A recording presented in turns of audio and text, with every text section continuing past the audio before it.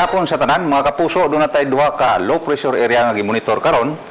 Ang 795 kilometers east southeast of Hinatuan, Surigao del Sur, sud sa Philippine Area of Responsibility. Maba ang tsansa nga mahimo ni siyang bagyo, pero gipaabot sa weekend makapikto ni sa Visayas o Mindanao, diin ang Central Visayas o silangang bahin sa Visayas, lakip na ang Cebu, Bohol, Siquijor ug Negros Oriental, magsanati o madag-umo ng kalangitan, inubanan sa hinay nga tuna sa kasarangan nga mga pag-ulan o panugdog o kilat o posibleng kusog ng mga pag-ulan sa Sabado nga posible kini makamugnag baha o dahili sa yuta. Samtang ang ikaduhang low pressure area gawas sa Philippine Area of Responsibility, dunay gilayon 2,650 kilometers east of Mindanao. Taas ang tsansa nga mahimong bagyo o gipaabot nga makasud sa Philippine Area of Responsibility sa Lunes ug ato ning bantayan mga kapuso kay posible kini makamugnag bati nga panahon sunod semana sa Disperas o sa Pasko.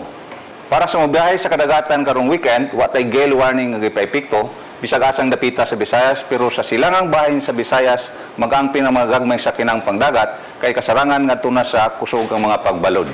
Mao kadto ang pinakulaing kalambuan sa dagan sa panahon gikan diri sa Botan sa Pag-asa Mactan, Pag-asa Visayas, DOST. Ako si Al Kiblat para sa Balitang Bisdak. Safe weekend mga kapuso.